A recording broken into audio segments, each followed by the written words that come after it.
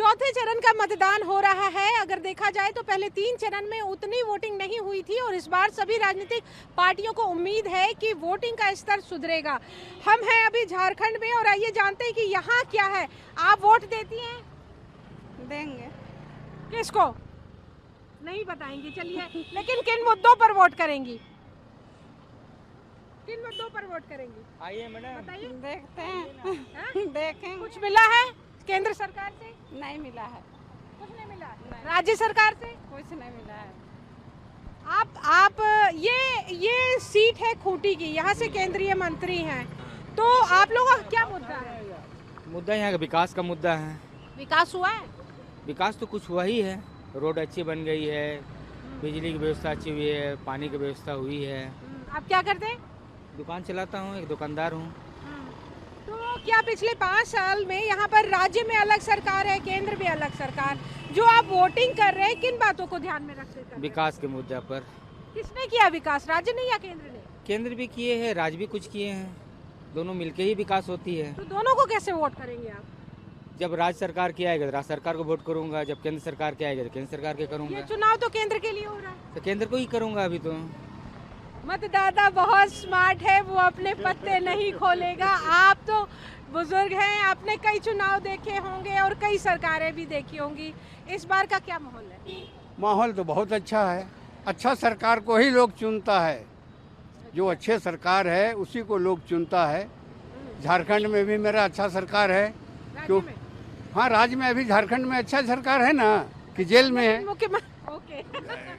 आगे आगे तो अब अच्छे सरकार को हम लोग मत करेंगे। चलिए, वोट देने के समय लोग अपने पत्ते नहीं खोलते, लेकिन जो इशारों में बात निकल कर आ रही है उसे समझा जा सकता है।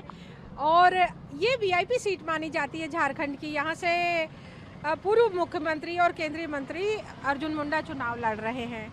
तो वोटिंग का क्या पैटर्न देख रहे हैं आप? वोटिंग का पैटर्न है, थोड़ा सा टसर का है, टफ फाइट। टफ। लेकिन है कि जिसने राम को लाया है हमने उसको लाएंगे।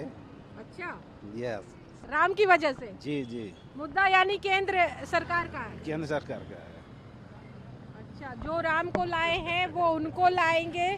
कहा जा सकता है कि इस बार के वोटर्स में ये खासियत जरूर देखने को मिल रही है कि वो पत्ते भले नहीं खोल रहे हैं, लेकिन योजनाएं और मुद्दों को इशारा में बदल रहे हैं। बहरहाल वोटिंग जैसे जैसे दिन चढ़ रहा है, वोटिंग का पारा भी चढ़ रहा है, यानी कि लोग धीरे धीरे मतदान केंद्रों की तरफ पहुंच रहे हैं। आइए जानते हैं इन लोगों से।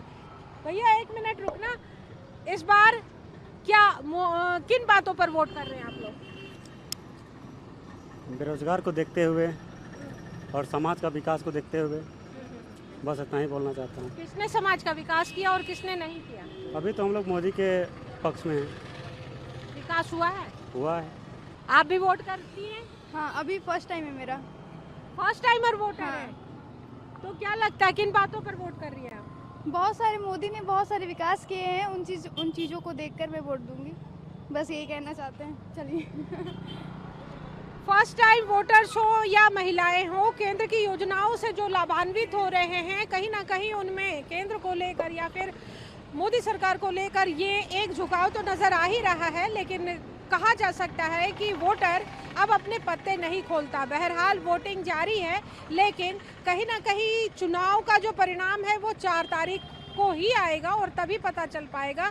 लेकिन अगर कहा जा सकता है तो मुद्दे तमाम तरह के हैं। केंद्र की भी मुद्दे हैं, केंद्रीय मुद्दों पर भी चुनाव हो रहा है और कुछ राज्य के जो असंतुष्ट बातें हैं उन बातों को भी लोग ध्यान में रख रहे हैं मतदान करते हुए।